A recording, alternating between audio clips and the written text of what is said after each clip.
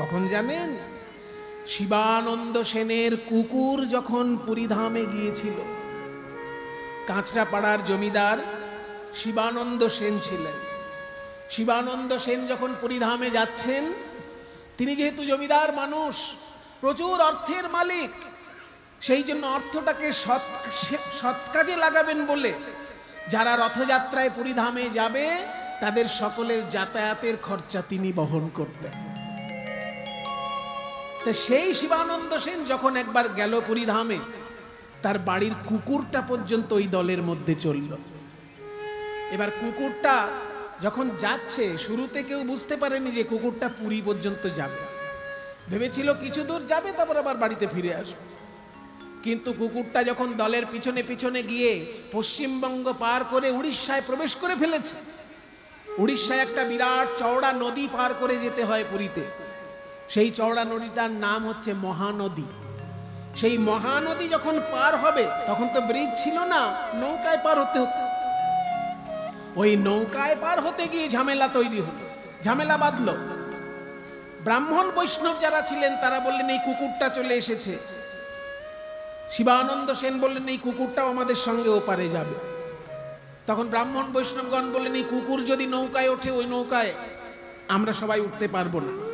এমনকি যিনি নৌকা পার করবেন সেই ঘাটের পাটনি পর্যন্ত বলছে এই কুকুর উঠলে পরে নৌকা আমি পার করব না, তোমাদের কাউকেই পার করতে দেবো না। তখন শিবানন্দ সেন বলল, শোনো ভাই, এই কুকুরটা নিয়ে যদি তুমি পার করো কত টাকা নেবে? বলে আমার নৌকায় 100 জন লোক ধরে, 100 জনের ভাড়াই নেবো আমি এই কুকুরটা পার করতে। শুধু তাই নয়, কুকুরটা পার হবার পর এই নৌকা আপনাকে ধুয়ে দিতে হবে, তবে আমি অন্য মানুষ পার করবো। এখন যেমন কুকুরের অনেক সম্মান বেড়েছে, এই সম্মান তো সেই যুগে ছিল না। এখন আমরা কুকুর নিয়ে খাই, কুকুর নিয়ে ঘুমাই, কুকুরকে এতটাই আদর করি, বিদেশিদের দেখা দেখি গরুকে আদর করা ছেড়ে দিয়ে আমরা কুকুরকে আদর করা শুরু করেছি। আমার তো এই গ্রামে এসে খুব ভালো লাগলো, যে বাড়িটায় আমি আছি। আমার মেয়ে গিন্নি বলছিল যে আমরাও এই গ্রামে গান করে এসেছি 2 বছর আগে। আমার খুব ভালো লাগলো। আমার মেয়ে সুনন্দা ভট্টাচার্য আপনাদের এই আসরে গান গেয়ে গেছে 2 বছর আগে। যে ঘরটায় ওরা এসে বিশ্রাম নিয়েছিল সেই ঘরটাতেই আমাদের বিশ্রামের ব্যবস্থা করেছেন। বাইরে দেখলাম যে দুটো বাড়িতেই কতগুলো গরু মোষ রয়েছে। এই গরু মোষ শুধু পশু নয়, ভারতবাসীর কাছে গরু আর মোষ কখনো কুকুর ছাগলের মতন পশু নয়। এইগুলো আমাদের জানা দরকার। কুকুর ছাগল আর গরু এক জিনিস নয়। কুকুরের দুধে মানুষ বড় হতে পারে না, মানুষ পুষ্টি লাভ করতে পারে না, কিন্তু গরুর দুধ মাতৃদুধের সমতুল্য।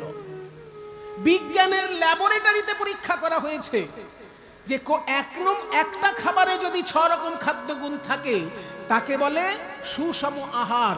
লাইফ সায়েন্সে আমরা পড়েছিলাম, আপনারা মাধ্যমিক পাস যারা করেছেন লাইফ সায়েন্স মনে করুন, লাইফ সায়েন্সে কিন্তু ছিল এই জিনিসটা যে সুষম আহার কাকে বলে, যে খাদ্যের মধ্যে 6 রকম খাদ্যগুণ একসঙ্গে থাকে। খাদ্যগুণ তো 6 রকমের। এই যত খাদ্য আমরা খাচ্ছি বাবা 6 ভাগে বিভক্ত। কি কি? সব থেকে বেশি আমাদের পেটে যায় যেটা, সেটা হচ্ছে কার্বোহাইড্রেট, তাই তো? ভাত, রুটি, মুড়ি, এর ময়দা, এর সঙ্গে যা পেটে যাচ্ছে এগুলো হচ্ছে কার্বোহাইড্রেট। তারপরে কি? ফ্যাট, ভিটামিন, প্রোটিন, মিনারেলস এবং ওয়াটার মানে জল। এই 6 রকমের খাদ্য পৃথিবীতে আছে, এর বাইরে কোনো খাদ্য হয় না। খাদ্য মানে এই 6টি আইটেম। একটা জিনিসের মধ্যে 6টি আইটেম যদি থাকে তাকে বলে সুষম আহার। আর পৃথিবীতে পবিত্র সুষম আহার হলো একমাত্র গরুর দুধ।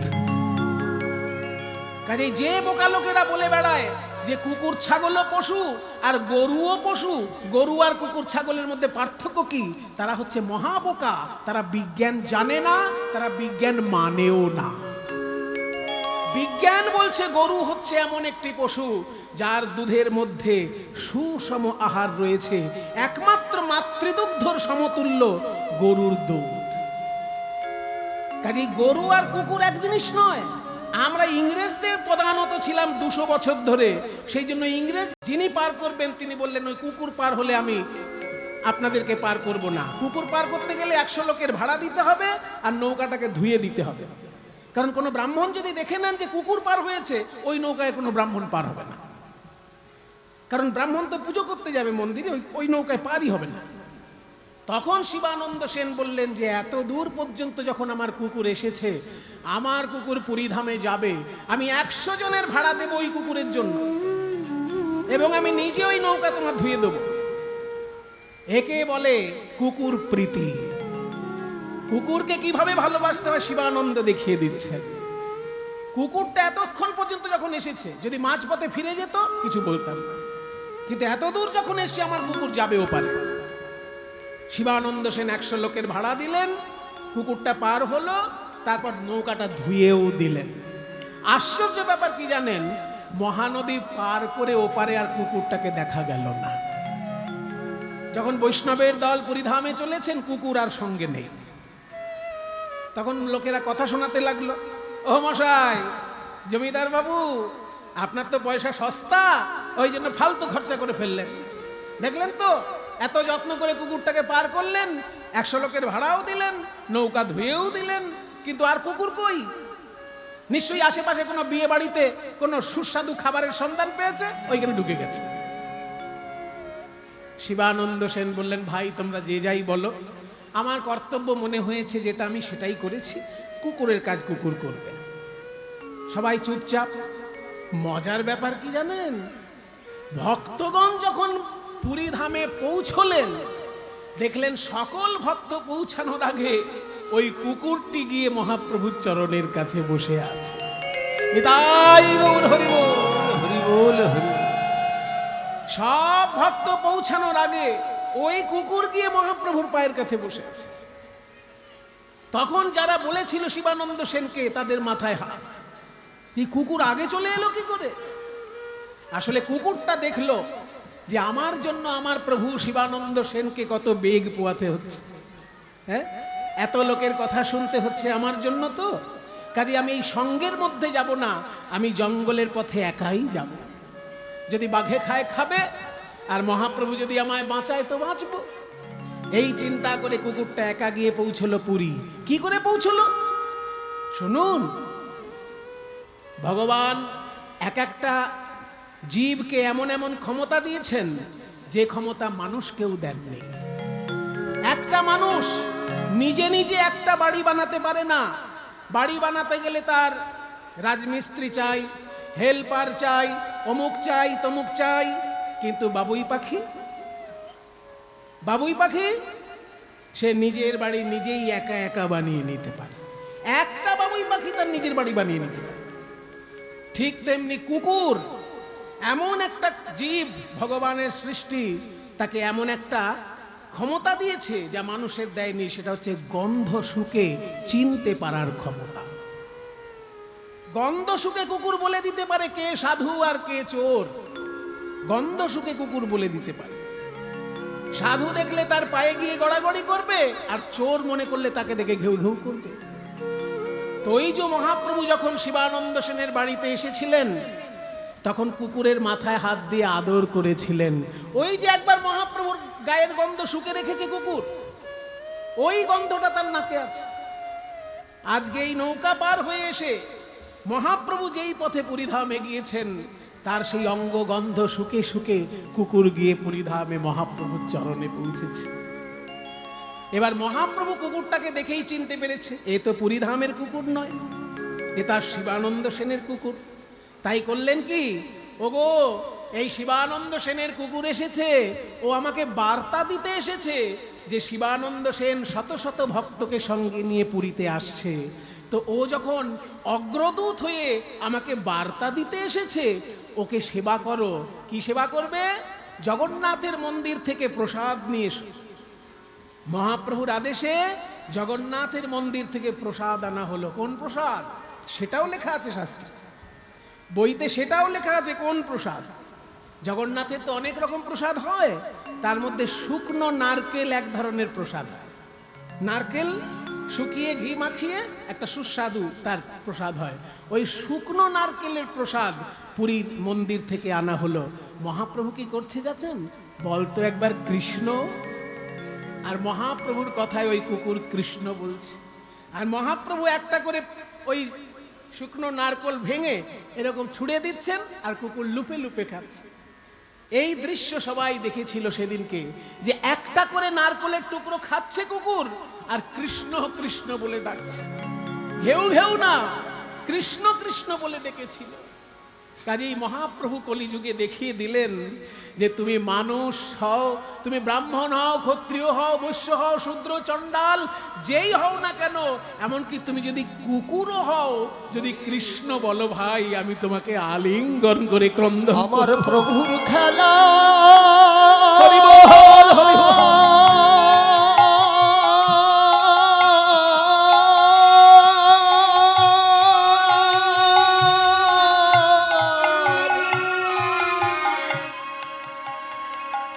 আমার প্রভুর খেলার সাথী হবে, হরি বলে একবার কাঁদতে পারো। শিবানন্দ সেন যখনই এসেছে, অমনি কুকুর এসে শিবানন্দ সেনের চরণে গড়িয়ে পড়েছে। ও তো কথা বলতে পারে না, বুঝিয়ে দিচ্ছে, প্রভু আপনি এত লোকের কথা শুনে আমাকে নৌকায় পার করে এনেছে, আপনার জন্য আজকে আমি গৌরাঙ্গ চরণ পেলাম। শিবানন্দ বলে, ওরে তুই এত বড় ভাগ্যবান যে আমাদের সকলের আগে এসে তুই মহাপ্রভুর চরণ স্পর্শ করেছিস, তোকেও আমি প্রণাম জানাই। ব্রাহ্মণাদি চণ্ডাল কুকুর অন্ত করি, প্রণতি করিবে সবে বহুমান্য করি। সেই সে বৈষ্ণব ধর্ম সবারে প্রণতি, সেই ধর্মধ্বজি যার ইথে নাহি রতি। কুকুরটি তখন কি করলো? মহাপ্রভুর পায়ের উপর মাথা দিয়ে মহাপ্রভুর মুখের দিকে তাকিয়ে কৃষ্ণ কৃষ্ণ বলতে লাগলো। কিছুক্ষণের মধ্যেই ওই কুকুরের প্রাণ বায়ু কুকুরের দেহ ছেড়ে চলে গেল। কত বড় ভাগ্য যে শিবানন্দ সেনের এই কাঁচরাপাড়ার বাড়ি থেকে পুরীধামে গিয়ে মহাপ্রভুর চরণে মাথা রেখে সেই কুকুরের প্রাণ বিয়োগ হয়েছে। তাই মহাপ্রভু আমাদেরকে খেলার সাথী করে নিচ্ছেন। সত্যযুগে ভগবান খেলা করেছেন, কিন্তু বাসুদেব, শঙ্কর্ষণ, প্রদ্যুম্ন, অনিরুদ্ধ রূপে। ত্রেতা যুগে ভগবান খেলা করেছেন রাম, লক্ষ্মণ, ভরত, শত্রুঘ্ন রূপে। দাপর যুগে ভগবান খেলা করেছেন কৃষ্ণ, বলরাম, শ্রীদাম, সুদাম, দাম, বসুদাম রূপে। কিন্তু কলিযুগ এমন একটা যুগ যেখানে ভগবান খেলা করছেন ব্রাহ্মণ, চণ্ডাল সকলকে নিয়ে, এমনকি জঙ্গলের বাঘ, জঙ্গলের কুকুরকে নিয়েও তিনি হরিনামের খেলা করছেন। আর রূপ গোস্বামীর রচনা থেকে একটি শ্লোক বললাম, বৃন্দাবনের মহিমা। যে শ্লোক বললাম তার মর্মার্থ হলো এইরকম: যদি কোনো অজপাড়াগায় হেলিকপ্টারে করে রাষ্ট্রপতি নেমে আসেন, পরের দিনই খবরের কাগজের পাতায় সেই অজপাড়াগার গ্রামের নামটি ফুটে ওঠে। ঠিক তেমনি গোলক থেকে ভুলোকে নেমে এসেছেন গোবিন্দ। তাই যে গ্রামে তিনি লীলা করছেন তার নাম বৃন্দাবন। সেই বৃন্দাবনের নাম শাস্ত্রের পাতায় পাতায়, কারণ গোলকের অধিপতি সেইখানে নেমে এসেছেন লীলা করার জন্য। এসে তিনি এমন সুন্দর বাঁশি বাজালেন, সেই বাঁশির সুরে ত্রিভুবন মুগ্ধ হয়ে তার চরণে শরণাপন্ন হয়েছে। আজকে প্রাণ গোবিন্দ সকালবেলা থেকে গোষ্ঠের খেলায় মত্ত ছিলেন। মাঝখানে যমুনা, মাঝখানে সূর্য পূজার ছলে মিলিত হলেন রাধারানীর সঙ্গে। সেখানে আবার ঠাকুর মশাই রূপে তিনি বটুকে সঙ্গে নিয়ে গিয়ে কত রসিকতা করেছেন। তারপর আবার সখাদের কাছে তিনি ঘুরে এসেছেন। সখাদের সঙ্গে খেলা করতে করতে হঠাৎ দেখলেন সূর্য দেবতা পশ্চিম গগনে পাটে বসছে। যেই না সূর্য দেবতা পশ্চিম গগনে পাটে বসছে, তাই দেখে প্রাণ গোবিন্দ শ্রীরাম সুদামের উদ্দেশ্যে বললেন, ওরে শ্রীরাম, ওরে সুদাম, আর যে গগনে বেলা নেই রে, এইবার যে আমার মা যশোদার চরণে গিয়ে প্রণাম করতে হবে। একটু আগে আপনারা দেখেছেন স্বয়ং গৌরাঙ্গ মহাপ্রভু প্রতিদিন বিকালবেলায় মায়ের চরণে প্রণাম করছেন, ঘুম থেকে উঠেও মায়ের চরণে প্রণাম করতেন। আবার দেখুন দাপর যুগে শ্রীকৃষ্ণ তিনিও সারাদিন গরু চড়ানোর খেলা খেলছেন বটে, দুপুরবেলায় সূর্য পূজার ছলনায় রাধারানীর সঙ্গে গিয়ে রসিকতাও একটু করে এলেন, কিন্তু ধর্মে তিনি কিন্তু অনড়। বিকেল যেই হয়েছে, সূর্য যেই পাটে বসছে, অমনি মা যশোদার কথা মনে পড়েছে। সারাটা দিন মা যে পথের পানে চেয়ে আমার আগমন পথে নয়ন দিয়ে নয়ন ধারায় ভাসছেন, তাই মায়ের কাছে যেতে হবে। তাই বলি শ্রীদাম রে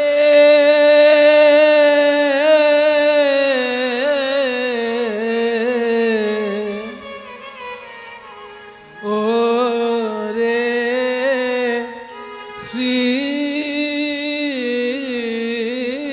শ্রীদাম,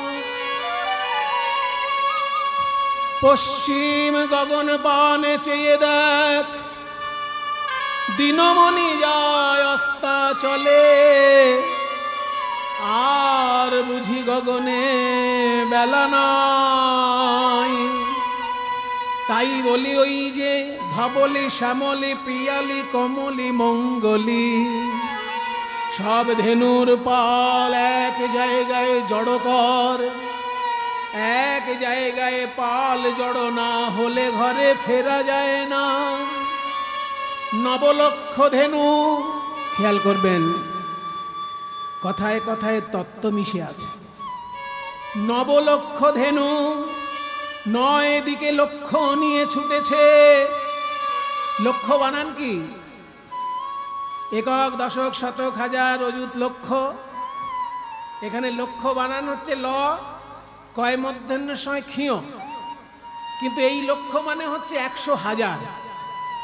আর লক্ষ্য ক্ষীয়ই যদি আপনি জফলা জুড়ে দেন, অমনি মানে পাল্টে যাবে। তোমার জীবনের লক্ষ্য কি? সেখানে লক্ষ্য মানে উদ্দেশ্য, আমার দিকে লক্ষ্য করুন। এই লক্ষ্যটা মানে দৃষ্টি। এইখানে বানান হচ্ছে ল ক্ষীয়ই জফল। তাই লক্ষ্যহীন ভাবে লক্ষ লক্ষ ধেনু, নবলক্ষ ধেনু, নবলক্ষ ধেনু 9 দিকে লক্ষ্যহীন ভাবে ছুটে চলেছে। এখানে 9 দিক মানে কি? আমাদের দেহটা যদি বৃন্দাবন হয়, এই দেহরূপী বৃন্দাবনে 9টি ছিদ্র আছে। 2টি চোখের 2টি ছিদ্র, 2টি কানের 2টি ছিদ্র, নাকের 2 ছিদ্র, মুখের 1টি ছিদ্র, পায়ু এবং উপস্থ। এই নবদ্বার দিয়ে আমাদের মন রূপে দুষ্ট ধেনু 9 দিকে ছুটে চলেছে সংসার রূপী গোষ্ঠে বিচরণ করার জন্য। তাই মন রূপী দুষ্ট ধেনু, এই মন রূপী দুষ্ট ধেনুটাকে 9 দিক থেকে এক জায়গায় করে আনতে হবে, তবে তো তারা ফিরবে ঘরে। নবলক্ষ ধেনুর পাল এক জায়গায় জড়ো কর। এই ধেনু যদি এক জায়গায় জড়ো না হয়, তবে তো লক্ষ্যহীন ধেনু এক লক্ষ্যে ছুটে যাবে না। লক্ষ লক্ষ লক্ষ্য দূর করে এক লক্ষ্যে আসতে হবে। যোগ দর্শনের সূত্রে কি বলছে? যোগ কাকে বলে? যোগ কাকে বলে? পতঞ্জলি উত্তর দিচ্ছেন যোগ দর্শনে, যোগশ্চিত্ত বৃত্তি নিরোধ। অর্থাৎ আমাদের যে চিত্ত বৃত্তি, মনের যে কাজ, এই মনের কাজ চারিদিকে ছড়িয়ে আছে, তাকে একমুখী করাই হচ্ছে যোগ। শ্রীদাম রে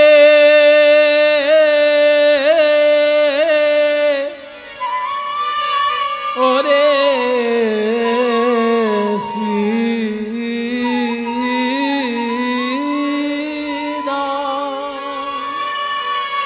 দেখ গগনে আর বেলা নাই, মা যশোদার কাঁদা বদন আমার মনে হলো। তাই বলি শ্রীরাম রে, শ্রীরাম রে, শ্রীরাম। শ্রীরাম রে মধ্যম দশকুশি তালের গান হচ্ছে। এই গানটা মধ্যম দশকুশি তালের। পাল জড়ো করো শ্রীরাম, শাম দাও সিংহায়। পাল মানে ধেনুর পাল, গরুর পাল জড়ো করো শ্রীরাম রে, পালে জড়ো করো।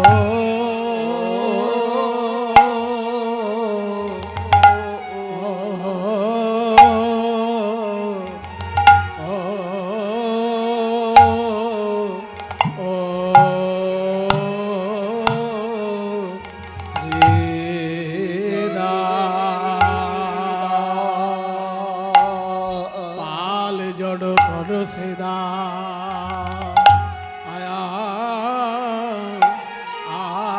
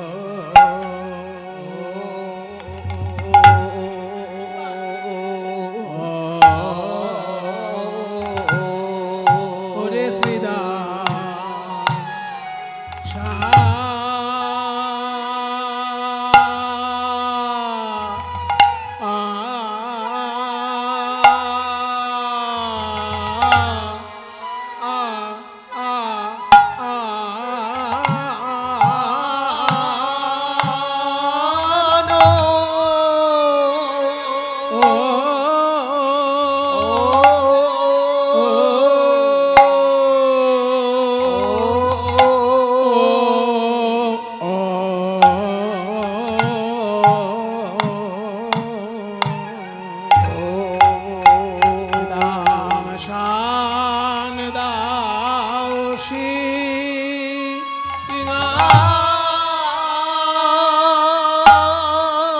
শ্রীরাম রে আরে ও পাল ও পাল ও পাল পাল জড়ো করো।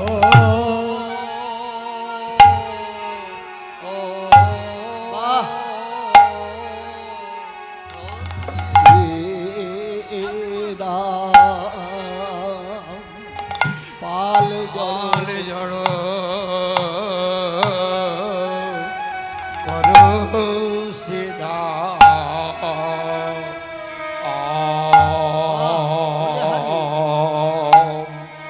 ওরে ও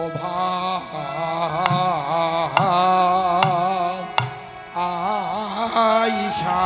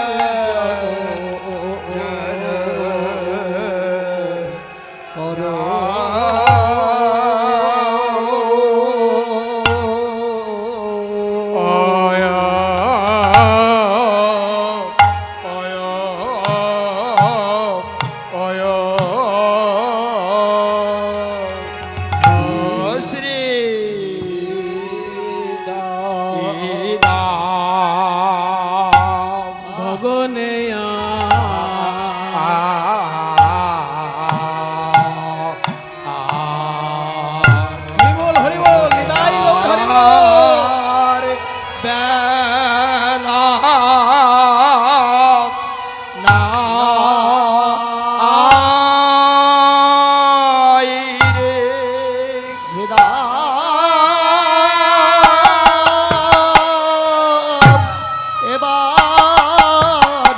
এবার ঘরে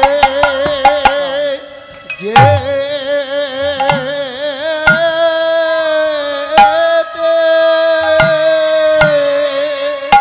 বল হরি বল। হবে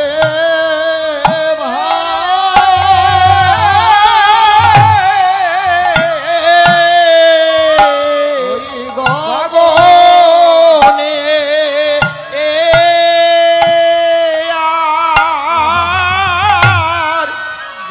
গগনে আর বেলা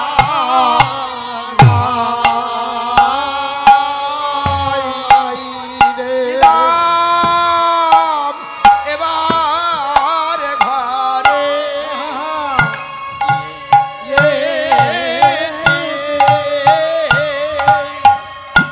ঘরে যেতে হবে ভাই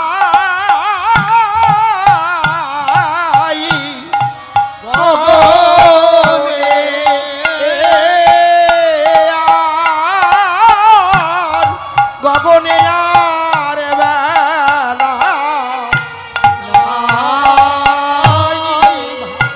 রাম এবার ঘরে যেতে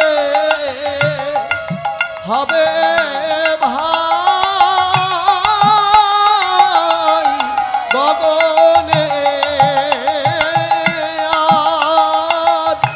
গগনে আর বেলা নাই ভাই আর মায়ে বুঝি নাম যে নাম করে ভাই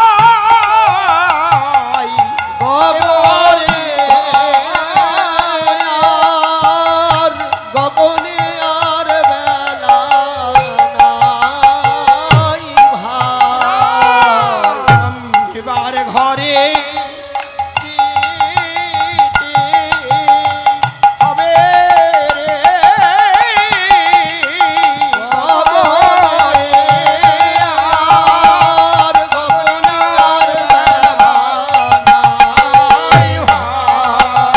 কথায় কথায় বেলা গেল ভাই গগনে গগনে আর বেলা নাই ভাই কথাই বেলা গেল রে গগনে আর বেলা নাই ভাই কথায় কথায় বেলা গেল গগনে আর বেলা নাই ভাই কথাই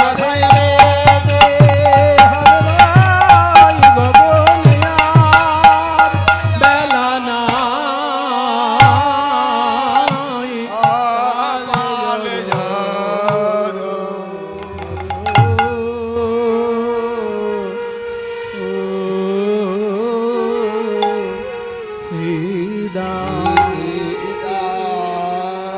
বাহ, আজকের কীর্তনের যে এতক্ষণ আপনারা সুর শুনলেন যার কণ্ঠে, আপনাদের সকলেরই ঘরের মানুষ বলতে পারেন সাধন সরকার মহাশয়। সাহেবরামপুরে ওনার বাড়ি। বিশুদ্ধ কীর্তন জানা মানুষ। আজকাল তো কীর্তনের আসরে রং ঢং করে হোক, মজার মজার চাটনি মার্কা কথাবার্তা বলে হোক, যেভাবে হোক মানুষের কাছে একটু হইচই করে দিয়ে যেতে পারলেই অনেকে ভাবে খুব আসর জয় করে নিলাম। কিন্তু এনারা সে ধরনের গায়ক নন। এনারা হচ্ছেন সুশিক্ষিত গায়ক। শুধু লেখাপড়া করলেই তো তাকে শিক্ষিত বলবো না। মনে করুন যদি কেউ ইতিহাসে অনার্স করে থাকে আর ডাক্তারি করতে আসে, তাকে আপনি শিক্ষিত ডাক্তার বলবেন? তিনি শিক্ষিত মানুষ, ইতিহাসে অনার্স করেছেন, ইতিহাসে এমএ করেছেন, কিন্তু শিক্ষিত ডাক্তার হতে পারেন না। শিক্ষিত ডাক্তার যদি হয় তাকে ডাক্তারি পাশ করে আসতে হবে, তাই না? ইতিহাসে যদি কেউ অনার্স করে আসে, ভূগোলে যদি কেউ অনার্স করে আসে, বাংলায় অনার্স করে আসে, সে যদি ডাক্তারি শুরু করে দেয়, তা সেটা যেমন হাস্যকর ব্যাপার। তিনি শিক্ষিত মানুষ হতে পারেন কিন্তু শিক্ষিত ডাক্তার নন। ঠিক তেমনি যারা কীর্তন শিক্ষা না করে কীর্তন গাইছেন তারা শিক্ষিত কীর্তনিয়া নয়, শিক্ষিত মানুষ হতে পারে, শিক্ষিত মানুষ হতে পারে, কিন্তু শিক্ষিত কীর্তনিয়া আমি তাকেই বলবো যে গুরুপাদ পদ্ম আশ্রয় করে ঠিক ঠিক গান শিখে কীর্তন গাইছেন। আপনাদের আশেপাশের মধ্যে যারা গান করেন তারা অনেকেই শিক্ষিত কীর্তনিয়া। মুর্শিদাবাদ জেলা কীর্তনের জন্য অত্যন্ত বিখ্যাত। আগেকার দিনে কলকাতা থেকে মুর্শিদাবাদে গান গাইতে আসলে কীর্তনিয়ারা ভয় পেত, কারণ কীর্তন জগতে মুর্শিদাবাদের নাম একটা এমন উচ্চ স্তরে ছিল যে এইখানে কীর্তন গাইতে আসলে কলকাতার গায়করা ভয় পেতেন, যে এখানে আসর থেকে শ্রোতারা বলে দিতেন এই গানটি এই তালে আছে, আপনি এই গান করুন। আমার খুব আনন্দ লেগেছে, সামনে যে মহাশয় বসে আছেন উনি বলেছেন যে আমরা কীর্তনের আসরে গিয়ে বঞ্চিত হই, কারণ এটা ওটা সেটা নানা রকম হচ্ছে, কিন্তু কীর্তনের মূল গানগুলো হচ্ছে না। এটা বলাতে আমি খুব আনন্দ পেয়েছি। এই মূল গানগুলোর মধ্যে আজকে এই একটি গান। কাজী সাধন সরকার মহাশয় এবং আরও যারা যারা আছেন সবার নাম হয়তো এখন আমি বলতে পারছি না, কিন্তু মুর্শিদাবাদ, নদিয়া, বর্ধমান, বীরভূম এই সব জেলাগুলো বিশুদ্ধ কীর্তনের জন্য অত্যন্ত বিখ্যাত জেলা। কারণ আপনারা একটা জিনিস জেনে রাখুন, আপনাদের গঙ্গা জলে গঙ্গা পুজো করছি, আপনারা মুর্শিদাবাদের মানুষ, আপনাদের কাছে মুর্শিদাবাদের কথা বলা মানে গঙ্গা জলে গঙ্গা পূজা। কিন্তু জেনে রাখুন সারা পশ্চিমবঙ্গে মুর্শিদাবাদ বিখ্যাত হাজারদুয়ারির জন্য নয়। কলকাতার বাবুরা মনে করেন মুর্শিদাবাদ মানেই হাজারদুয়ারি, কিন্তু যারা সাহিত্য রসিক, যারা সঙ্গীত রসিক, যারা কীর্তন রসিক তারা জানেন মুর্শিদাবাদ বিখ্যাত কিন্তু হাজারদুয়ারির জন্য নয়। মুর্শিদাবাদ বিখ্যাত হচ্ছে সব থেকে বেশি সংখ্যক বৈষ্ণব পদাবলী মুর্শিদাবাদে লেখা হয়েছে। সেই জন্য মুর্শিদাবাদে এমন এমন পদকর্তা জন্ম নিয়েছেন যারা হাজার হাজার পদ লিখেছেন। তার মধ্যে একজনের নাম হচ্ছে নরহরি চক্রবর্তী। তিনি গীত ও চন্দ্রোদয় বলে একটি গ্রন্থ লিখেছিলেন, তাতে পূর্বরাগকে কেন্দ্র করে শুধু 1100 পদ, মানে হাজার খানেকের বেশি পদ একজন মানুষ লিখেছেন পূর্বরাগকে কেন্দ্র করে। কাজে এমন একটা জেলা মুর্শিদাবাদ যেখানে একটা পালা নিয়ে 1000-এর বেশি পদ লেখা হয়েছে, সেটা হচ্ছে মুর্শিদাবাদের মাটি, নরহরি চক্রবর্তী। আরও হচ্ছে মুর্শিদাবাদের বৈষ্ণবাচার্য ছিলেন রাধা মোহন ঠাকুর, যিনি কিনা রাজা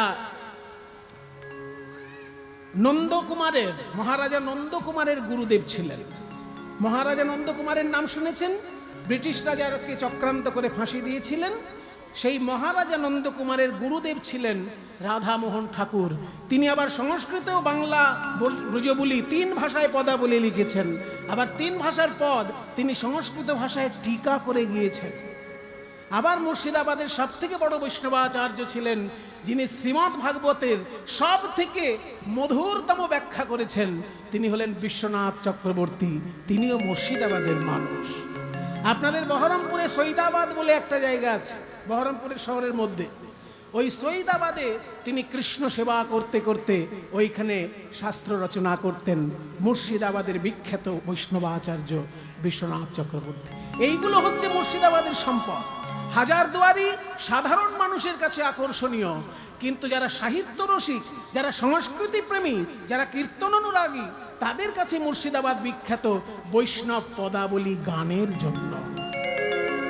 এই মুর্শিদাবাদের গা ঘেঁষে চলেছে রাজশাহী জেলা। পদ্মা নদীর এপারটা মুর্শিদাবাদ, ওপারটা রাজশাহী। জলঙ্গি গেলেই দেখতে পাবেন এপারটা মুর্শিদাবাদ, ওপারটা রাজশাহী। রাজশাহী জেলার রাজপুত্র নরোত্তম দাস ঠাকুর গরানহাটি কীর্তনের সৃষ্টিকর্তা, এবং তার শিষ্য শাবক বেশিরভাগই এই মুর্শিদাবাদে বাস করতেন। সেই জন্য নরোত্তমের কণ্ঠের সঙ্গীত এই মুর্শিদাবাদের ঘরে ঘরে বিরাজ করত। সেই জন্য কীর্তন জগতে মুর্শিদাবাদ প্রণম্য একটি জেলা। নিতাই গৌর প্রেমানন্দ হরি বল, হরি বল, হরি বল। গোবিন্দ বলছেন গরু বাছুরের পাল জড়ো কর, নইলে একমুখী করা যাবে না। পাল জড়ো করো শ্রীরাম সান্দা ও সিংহায়। ওরে আমার যে বারবার বেশম লাগছে রে শ্রীরাম। জল জল জল জল।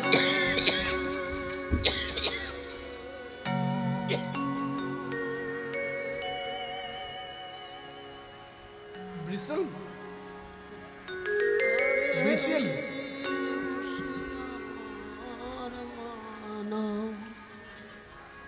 আপনারা যেমন ভাবলেন আমার বিষম লেগে গেছে, তাই সবাই ব্যাকুল হয়ে পড়লেন। সত্যি আমার একটু লেগেছিল, কিন্তু অতটা লাগেনি যতটা দেখিয়েছি। কিন্তু প্রাণ গোবিন্দের সত্যি সত্যি বিষম লেগেছে। কেন না, ঘরে বসে মা যশোদা তার নাম করছে। তাই বলি, শ্রীরাম রে সঘনে বিষম বুঝি না, নাম করে মা সঘনে বিষম খাই না, নাম করে মা।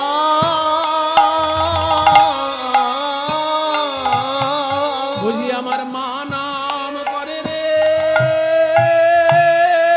আমার মা নাম করে রে,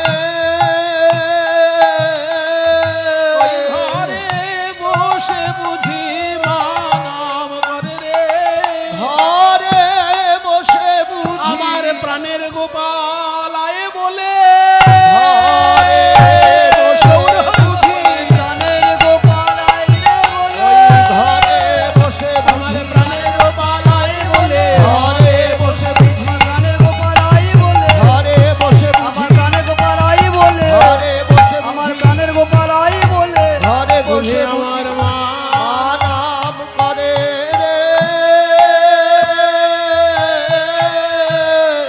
সঘনে বিষম খাই না, নাম করে মা।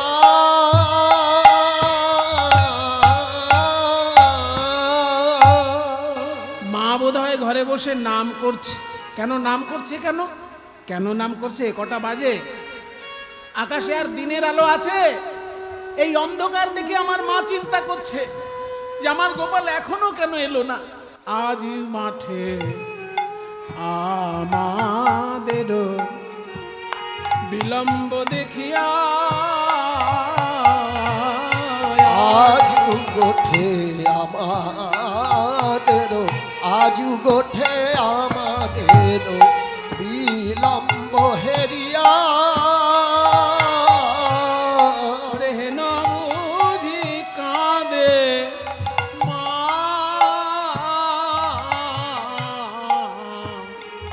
পথ পানে চাইয়া, হেন বুঝি কাঁদে মা, পথ পথ পানে চাইয়া।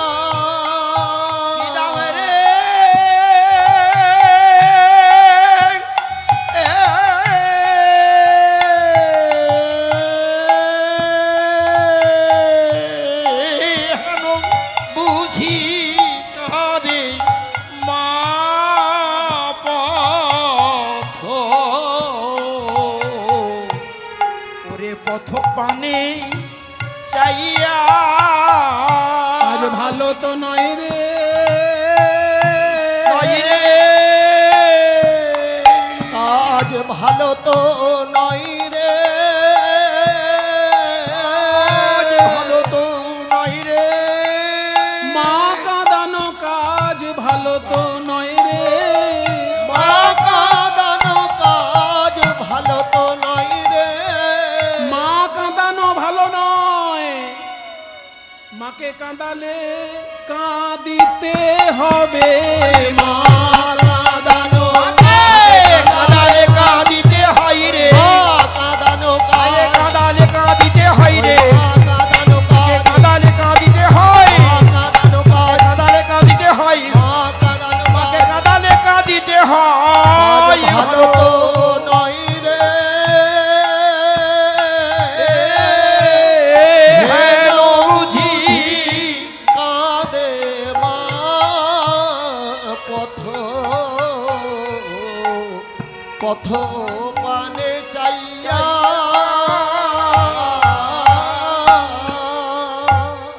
মাকে কাঁদালে কাঁদতে হবে ভাই, সাবধান। কিছু মনে করবেন না, একটা কথা বলছি। কিছু কিছু মানুষ আছেন যারা বিয়ে করার পর গিন্নিকে এত বেশি ভালোবেসে ফেলেন যে মা বাবাকে ভালোবাসতে ভুলে যান। এই লোকগুলোকে চলতি ভাষায় বলে বউ পাগলা, তাই না? মাকে মায়ের জায়গায় রাখতে হবে, স্ত্রীকে স্ত্রীর জায়গায় রাখতে হবে, দুজনকেই দুজনের মতো ভালোবাসতে হবে। কারোর স্থান যাতে কেউ দখল করে না নেয় সেই দিকে কড়া নজর রাখতে হবে। স্ত্রীর মর্যাদা নিশ্চয়ই আছে, কারণ স্ত্রীকে আপনি এনেছেন তার সঙ্গে ছেলে খেলা করার জন্য নয়। অগ্নি সাক্ষী করে আপনি স্ত্রীকে বাড়িতে এনেছেন তার সঙ্গে ধর্ম পালন করবেন বলে। বিদেশিরা আমাদেরকে শিখিয়েছে বিয়ে মানে এগ্রিমেন্ট, কিন্তু আমাদের মুনি ঋষিরা বলেন বিয়ে মানে এগ্রিমেন্ট নয়, ধর্ম পালনের স্বীকারোক্তি। আমরা দুজনে মিলে সংসার ধর্ম পালন করব, এই জন্য দুটি মানুষ এক জায়গায় হওয়া হচ্ছে বিবাহ। সেই জন্য স্ত্রীকে বলা হয় সহধর্মিণী। ধর্ম পালন করার জন্য স্ত্রীর সহযোগিতা চাই। স্ত্রীর সহযোগিতা না হলে ধর্ম পালন সম্পূর্ণ হয় না। যারা সন্ন্যাসী, যারা বাবাজি, তাদের কথা বলবো না, কিন্তু সংসার ধর্ম যারা পালন করছেন তাদের উদ্দেশ্যে বলবো। সংসার ধর্ম পালন করেছেন স্বয়ং রামচন্দ্র, সংসার ধর্ম পালন করেছেন স্বয়ং কৃষ্ণচন্দ্র। ভগবান দেখিয়ে দিয়েছেন সংসার ধর্ম কিভাবে পালন করতে হয়। যখন সীতা দেবী সঙ্গে ছিলেন না, অথচ যজ্ঞ করতে হচ্ছে, সেই সময় কি হলো? স্বর্ণ সীতার মূর্তি বানিয়ে রামচন্দ্রের পাশে রেখে তবে যজ্ঞ সম্পূর্ণ হলো। কাজেই স্ত্রী যদি সঙ্গে না থাকে ধর্ম পালন সম্পূর্ণ হয় না। কাজেই ধর্ম পালন করার জন্য স্ত্রীকে আপনি এনেছেন, তাকে অসম্মান করার অধিকার আপনার নেই। কিন্তু তাই বলে যদি মাকে অসম্মান করে স্ত্রীকে ভালোবাসতে হয়, সেই দিকটা কিন্তু আপনাকে কড়া নজর রাখতে হবে, সেটা আপনার পক্ষে অধর্ম হয়ে যাবে। একজন করেছে কি, স্ত্রীকে খুব ভালোবেসেছে, স্ত্রীকে এতই ভালোবেসেছে মাকে চাকরের মতন খাটাচ্ছে। স্ত্রীকে কোনো কাজ করতে দেয় না, মা ঘর মোছে, মা বাসন মাজে, মা বিছানা পরিষ্কার করে, সব মা করে দেয়। একদিনকে স্ত্রী বলল, মাকে এই ভালো ঘরে রাখা যাবে না, ওই যে সিঁড়ির তলায় যে ময়লা ঘরটা আছে ওই ঘরে মাকে রাখো। ঠিক আছে, ওই ঘরেই থাকো, ওই গরু ছাগল যেমন থাকে সেই রকম মায়ের একটা নোংরা ঘর করে দিল। বলে ওরে বাপরে, বাসন মাজার জন্য লোক পাওয়া যায় না, মাকে এখন থেকে মাটির মালসায় খেতে দেবে, আর কাঁসার থালায় দেওয়ার দরকার নেই। নিজেরা কাঁসার থালায় খাচ্ছে, সেই কাঁসার থালা মা মেজে দিচ্ছে, কিন্তু মায়ের ক্ষেত্রে মাটির মালসা কিনে দিচ্ছে। এবার এগুলো না না ঠাকুমা, তুমি এক কাজ করো, এই মাটির মালসাটা ঠুকে ভেঙে দাও, তাহলে বাবা কাঁসার থালা কিনে দেবে। বলে ওরে বাপরে, এই মাটির মালসা যদি ভেঙে দিই তাহলে তোর বাবা কিছুই দেবে না। বলে না না, দেবে, তুমি ভেঙে দাও আগে। আচ্ছা ঠিক আছে, দিচ্ছি ভেঙে। এবার নাতির কথায় ঠাকুমা মাটির মালসা ঠুকে যেই ভেঙে দিয়েছে, অমনি ওই ছোট্ট ছেলেটা বাবাকে বলে, ও বাবা, এই দেখো ঠাকুমা মাটির মালসা ঠুকে ভেঙে দিল। তখন ঠাকুমা মনে মনে ভাবছে, আমি আগে ভাবছিলাম যে আমার ছেলেটা বোধহয় অকাল কুষ্মাণ্ড, এখন তো দেখছি নাতিটাও অকাল কুষ্মাণ্ডই হয়েছে। এই তুই তো বললি ঠিক ঠুকে ভেঙে দিতে, আবার তুই বাবাকে নালিশ করছিস। বলে দাঁড়াও না, দাঁড়াও।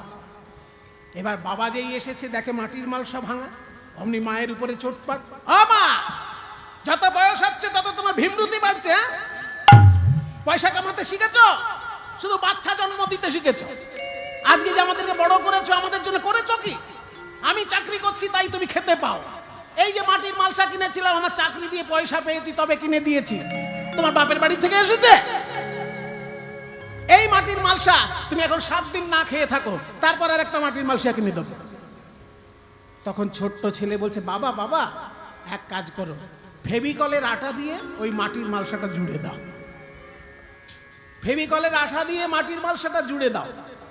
তখন বাবা বলছে, না, ওই মাটির মালসা ফেভিকলের আঠা দিয়ে জুড়বো না, 1 সপ্তাহ পরে ঠাকুমাকে নতুন মালসা কিনে দেবো, 1 সপ্তাহ না খেয়ে থাক। বলে বাবা, আমি ভালো কথা বলছি, ওই ফেভিকলের আঠা দিয়ে মাটির মালসাটা জুড়ে দাও, ওটা ঠাকুমার কাজে না লাগতে পারে, তোমারও কাজে না লাগতে পারে, কিন্তু আমার কাজে লাগবে। তোর আবার কি কাজে লাগবে?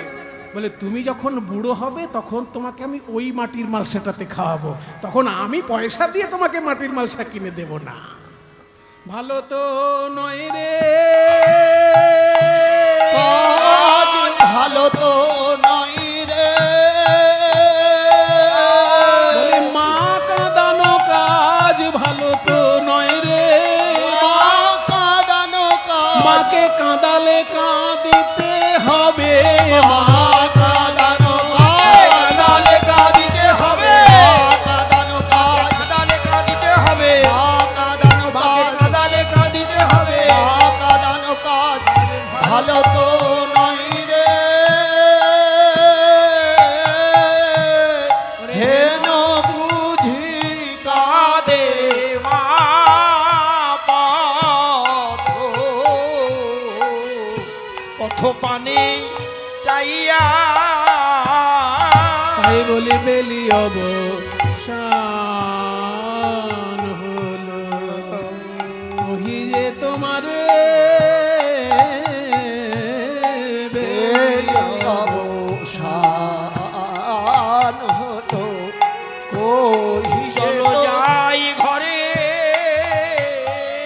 ও মায়ে না দেখিয়া প্রাণ কেমন যেন, প্রাণ আমার কেমন যেন করে, আমার প্রাণ কেঁদে ওঠে রে,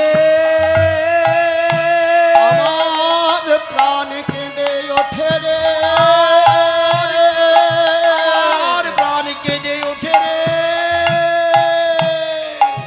মায়ের কাঁদা বদন মনে করে প্রাণ কেঁদে ওঠে রে, মায়ের কাঁদা বদন মনে পড়ে প্রাণ কেঁদে ওঠে রে, মায়ের কাঁদা বদন মনে হয়ে প্রাণ কেঁদে ওঠে রে। মায়ের কাঁদা বদন মনে পড়ে, ওই বাৎসল্যময়ী যশোমতী ওই কাঁদা কাঁদা বদন মনে পড়ে, ছল্লময়ী যশোমতী, কাঁদা বদন মনে ও পড়ে, ছল্লময়ী যশোমতী, কাঁদা বদন মনে বা ছল্লময়ী যশোমতী, বা ছল্লময়ী যশোমতী। মায়ের বদন মনে পড়ে, আমার প্রাণ কেঁদে ওঠে রে,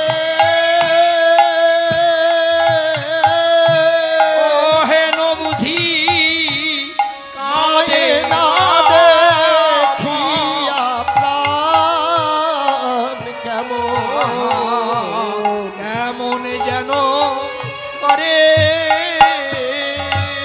বল রাম দাসে কহে আজ শুনি কানাইয়ের বল, বল বল রাম দাসে কহে সুখী কানাইয়ের সকল রাখালো মাঝে পড়ে পড়ে উতর, ও সকল রাখালো মাঝে পরে, আহা পরে উত্তম আনন্দ ধরে না, আনন্দ ধরে না, আনন্দ ধরে না। ঘরে যাবার কথা শুনে আনন্দ ধরে না, ওই ঘরে যাবার কথা শুনে আনন্দ ধরে না, ঘরে যাবার কথা শুনি আনন্দ ধরে না। ওই শ্রীরাম সুদামের মনে আনন্দ ধরে না, আজ শ্রীরাম সুদামের মনে আনন্দ ধরে না। ওই ধবলি শ্যামলির মনে আনন্দ ধরে না, ধবলি শ্যামলির মনে আনন্দ ধরে না।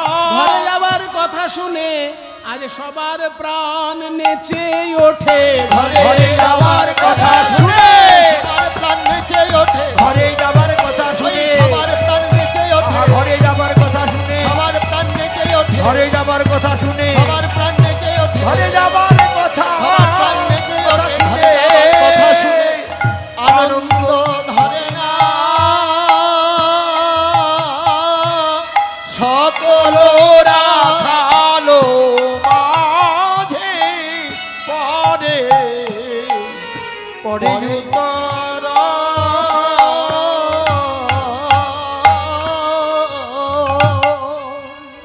আজকে যে প্রাণ গোবিন্দ ফিরতে এত দেরি হয়ে গেল কেন? অন্যান্য দিন তো বেলা থাকতেই ফিরে যান, আজকে ফিরতে দেরি হলো কেন? তার জন্য একটা কাহিনী আছে, তত্ত্বপূর্ণ একটি কাহিনী। প্রাণ গোবিন্দ আজকে গোষ্ঠে এসেছেন নতুন একটা বাছুরিকে সঙ্গে নিয়ে, যে বাছুরিটির নাম হলো মঙ্গলী। সে কোনোদিন গোষ্ঠে আসেনি। এবার যে বাছুর গোয়াল ঘর থেকে বাইরেই বেরোয়নি, সে বাছুর প্রথম যদি মাঠ দেখে তার মনটা কেমন হবে? মনের আনন্দে একদম লাফিয়ে লাফিয়ে গোটা মাঠ ঘুরে বেড়াবে না? সেরকম একটা নতুন নতুন বাছুরি মঙ্গলীকে কৃষ্ণ এনেছেন আজকে গোষ্ঠে। তবে হ্যাঁ, কৃষ্ণ তো বন্ধন পছন্দ করেন না, তাই তার গলায় দড়ি বাঁধেননি, স্বাধীনতা দিয়েছেন। বলছেন, ওরে বাছুরি, ওরে মঙ্গলী, আমি তোর গলায় কিন্তু দড়ি বাঁধলাম না। এই যে কদম গাছের তলা, এইখানেই তুই থাকবি। এই কদম গাছের আশেপাশে যতটুকু ঘাস আছে এইটুকুই ঘাস খাবি, বেশি দূরে যাবি না, কারণ তোর রাস্তাঘাট সব অচেনা। তুই এইখানেই ঘাস খাবি, এইখানে কদম গাছের তলায় বিশ্রাম নিবি, আমি ফিরে যাবার সময় তোকে সঙ্গে করে নিয়ে যাব। কোনো ভয় নেই, আমার ভয়েতে এখানে সাপ আসে না, বাঘ আসে না, সিংহ আসে না। এখানে হরিণ আসবে, কিন্তু বাঘ সাপ সিংহ নেই। তুই মনের আনন্দে এখানে ঘাস খা, এই কদম গাছ তলায় থাক। মঙ্গলী যখনই ওই ঘাস খেতে শুরু করেছে, আমাদের যেমন স্বভাব মঙ্গলীরও আজকে তেমন স্বভাব। আমরা যদি বিষয় ভোগ করি তত্ত্বের দিকে, ওই মঙ্গলী হচ্ছি আমরা। আমাদেরকেই মঙ্গলী মনে করুন। ভগবান বলেছেন, এই সংসার রূপী বৃক্ষের আশ্রয়ে তোমাকে রেখে গেলাম, ভক্তি বৃক্ষ। ভক্তির আশ্রয়ে থেকে যতটুকু সম্ভব তুমি ভোগ করবে, তাতে কোনো পাপ নেই। ভক্তির আশ্রয়ে থেকে ভোগ করলে সেই ভোগে পাপ নেই, কিন্তু ভক্তির আশ্রয় ছেড়ে দিয়ে ভোগ করলে ক্রমশ ভোগের মধ্যে মন ডুবে যাবে, ত্যাগের পথ আর সে শিখবে না। তাই ভগবান আমাদের শিখিয়েছেন, কদম গাছের তলা ছেড়ে যাবি না, তার মানে ভক্তিবৃক্ষের আশ্রয় ছেড়ে তুই যাবি না। আর ওই মিষ্টি মিষ্টি ঘাস মানে বিষয়, শব্দ স্পর্শ রূপ রস গন্ধ, এই সব বিষয় ভোগ করতে করতে, ওই মিষ্টি মিষ্টি ঘাস খেতে খেতে ছোট্ট মঙ্গলী যত এগিয়ে যায়, তত গভীর জঙ্গলের দিকে এগিয়ে যাচ্ছে। গভীর জঙ্গলে যেতে যেতে এমন একটা জায়গায় এসে পৌঁছালো, সম্মুখে অগাধ জল, দুই পাশে দাবানল। সামনে অগাধ যমুনার জল, আর দুই পাশে দাবানলের আগুন এগিয়ে আসছে। উপর থেকে একটা অজগর নেমে আসছে মঙ্গলীর দিকে। পেছন দিকে রয়েছে কাঁটার ঝোপ, কোনো দিকে পালানোর পথ নেই। এমন সময় গোবিন্দের বাঁশি বেজে উঠল, মঙ্গলী রে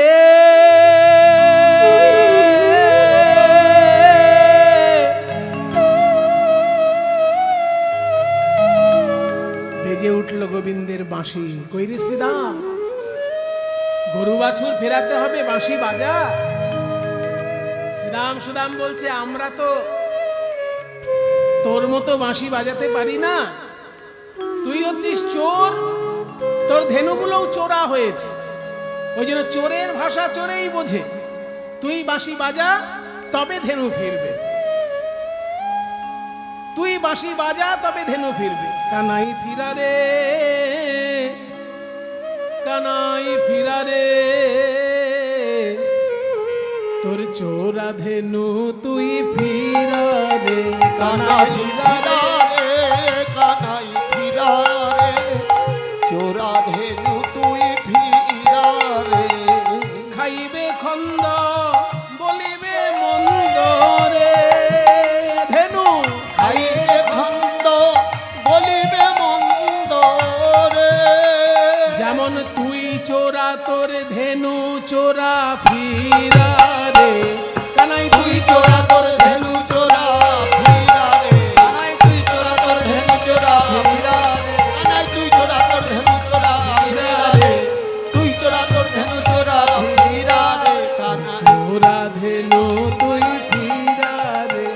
কানাই ফিরারে কানাই ফিরারে চোরা ধেনু তুই ফিরারে।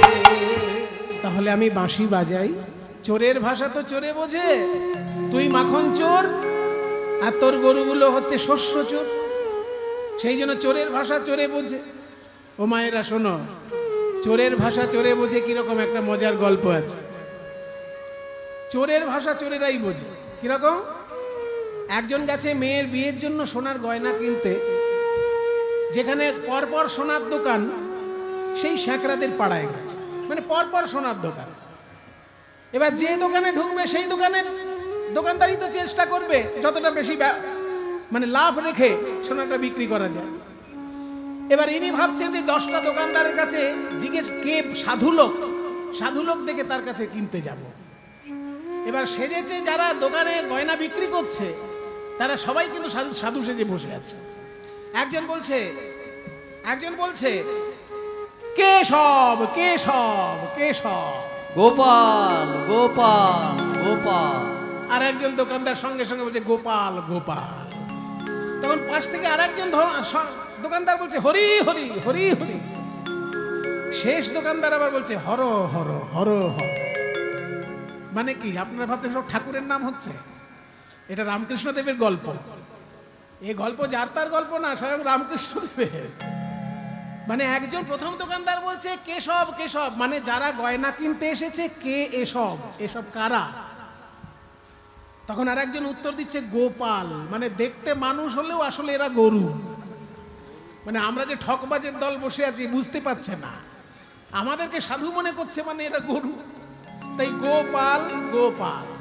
তখন আর একজন দোকানদার বলছে হরি হরি, তার মানে এরা যখন গরুর মতো বোকা তাহলে এদেরকে ভালো করে ঠকানো যাক একটু একটু হরি। চতুর্থ দোকান বলছে হর হর, তার মানে নিশ্চয়ই ঠকাও কিন্তু আমাকে কমিশন দিও,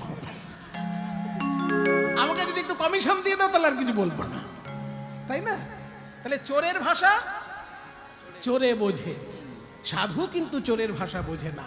কানাই তুই হলি মাখন চোরা আর তোর ধনুগণ শস্য চোরা, সেই জন্য তোর ভাষা ওরাই বুঝবে। তুই চোরা, তোর ধেনু চোরা, তুই বাঁশি বাজা এবার। প্রাণ গোবিন্দ আমার ধেনুগণের নাম লয়ে মোহন বাঁশি বাজাইছে। এবার যে গানটি গাইব, এই গানটির রাগ হচ্ছে গৌরী রাগ আর তাল তিয়ট, তিয়ট তালের গান। ও পদ হচ্ছে চাঁদ মুখে বেনু দিয়া সব ধেনুর নাম লইয়া ডাকিতে লাগিল উচ্চ ঈশ্বরে। আরে কিবা চাঁদ ও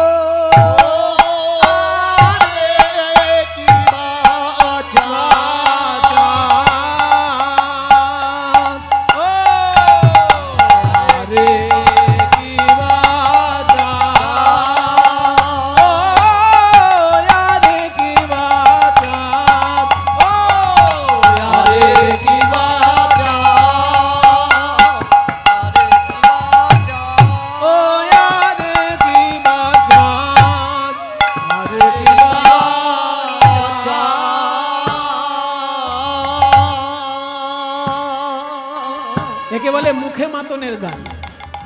কীর্তন জগতে কোনো কোনো গানের বৈশিষ্ট্য আছে, প্রথমেই মাতন হয়।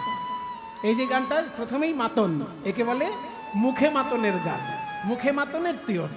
এবার মূল গানটা আরে কি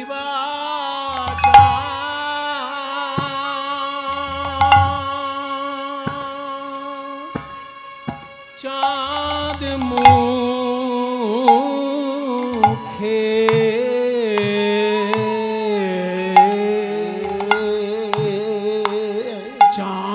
মুখে বেনু বেনু দিয়া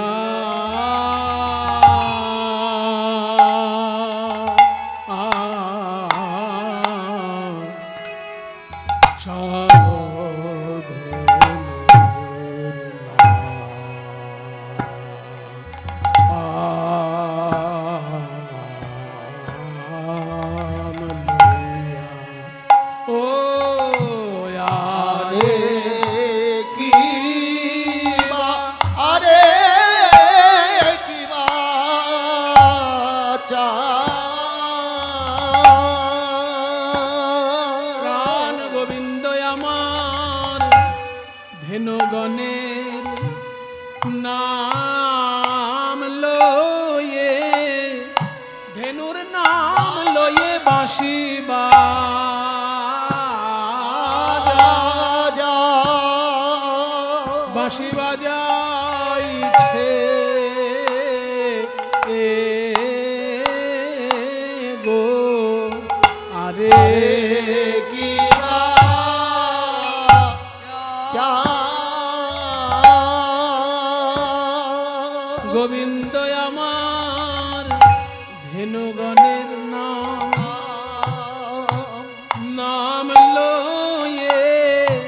নাম লয়ে বাঁশি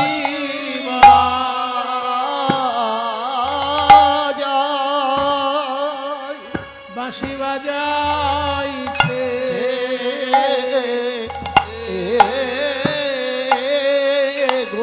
বলে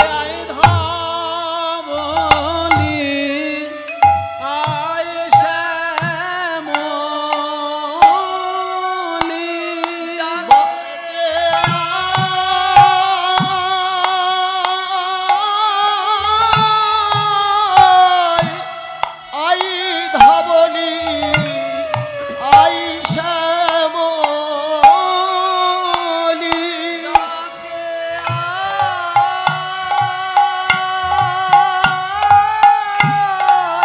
I Dhabali I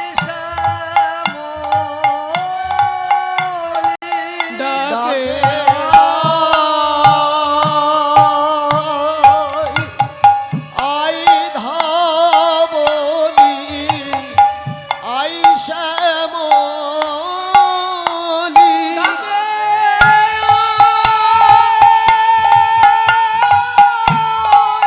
I Dhabali I Shyamali ডাকে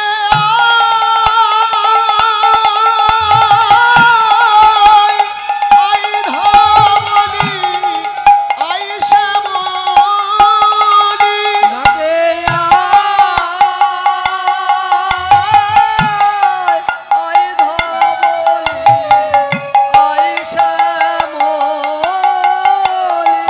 ডাকে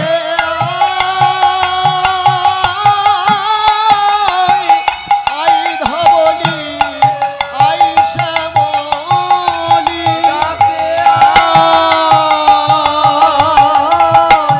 আই ধবলি আই শ্যামলি ডাকে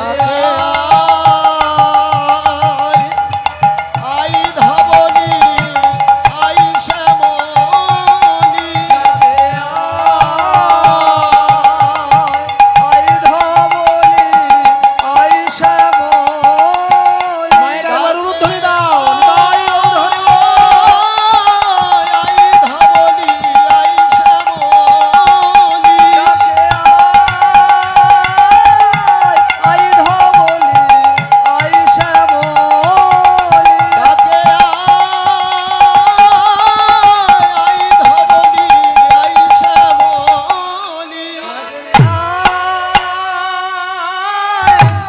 আয় ধবলি আই শ্যামলি ডাকে I Dhabali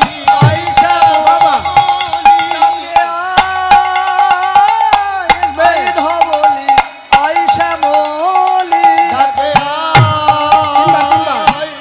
I Dhabali I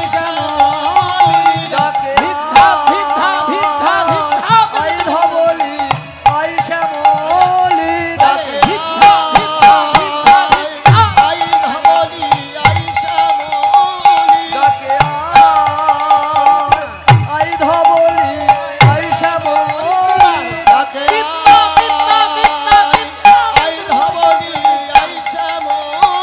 ডাকে আই ধবলি আই শ্যামলি ডাকে ডাকে আই ধবলি আই শ্যামলি ডাকে ডাকে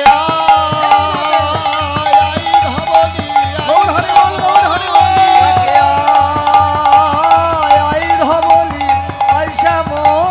ডাকে আই ধবলি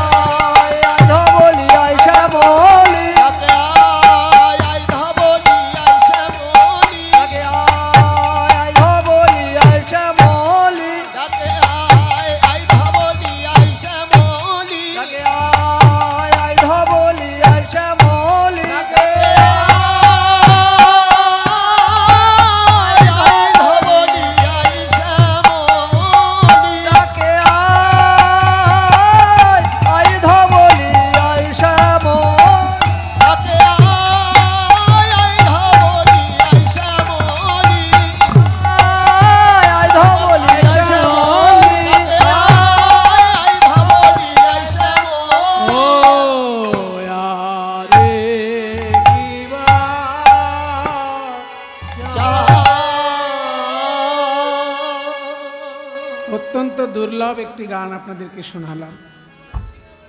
আপনারা যে ধৈর্য ধরে শুনলেন,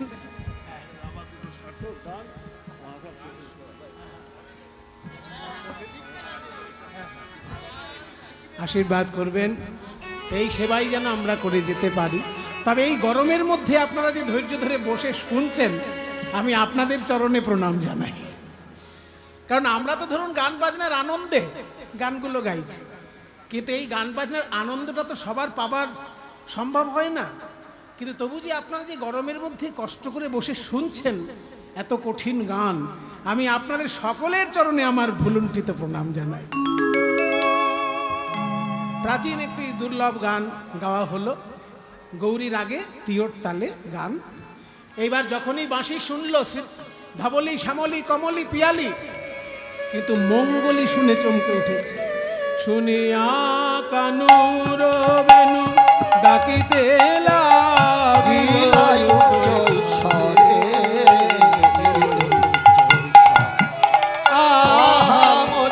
শুনিয়া কানুর বেনু ঊর্ধ্ব মুখে ধাই ধেনু, শুনিয়া কানুর বেনু ঊর্ধ্ব মুখে ধাই ধেনু। শুনি আইবার তাথি নাথিনে তাথিনে থিনা থাক ধিতা তাথি নাথিনে তাথিনে থিনা। হ্যাঁ, কানুর বেনু শুনিয়া, শুনিয়া কানুর বেনু শুনিয়া, শুনিয়া কানুর বেনু শুনিয়া, শুনিয়া কানুর বেনু শুনিয়া, কানুর বেনু ঊর্ধ্ব মুখে ধাই ধেনু, শুনিয়া কানুর বেনু ঊর্ধ্ব মুখে ধাই ধেনু। উচ্চ ফেলি পিঠে বয় ভরে, পিঠে পরে। আহা মরিলে পুচ্ছ ফেরি। লেজ পিঠের উপর তুলে কেন ছুটছে গরুগুলো? এই যে পিছন দিকে লেজ, লেজ তুলে কেন ছুটছে? এখানে তত্ত্ব আছে বাবা। মানুষের দুটি হাত আর দুটি পা, যখন কীর্তনের আসরে মানুষ আসে, দুটি পায়ে হেঁটে আসে আর দুটি হাত তুলে আসে। কেন হাত তুলে আসে? না, আত্মসমর্পণের ভঙ্গি হচ্ছে হাত তোলা। হে গোবিন্দ, আমরা তোমার হলাম, এইটা জানানোর জন্য হাত তুলে হরিবোল বলে সবাই। কিন্তু গরুদের তো আর হাত নেই, তাদের চারটেই পা, তারা হাতের কাজ করে লেজ দিয়ে, ওই জন্য লেজটা তাদের হাতের কাজ করে। আমাদের গায়ে যদি মশা বসে আমরা হাত দিয়ে মশাটা মারি, কিন্তু গরুর পিঠে যদি মশা বসে গরু লেজ দিয়ে মশাটাকে তাড়ায়। কাজে হাতের কাজ করে ওরা লেজ দিয়ে।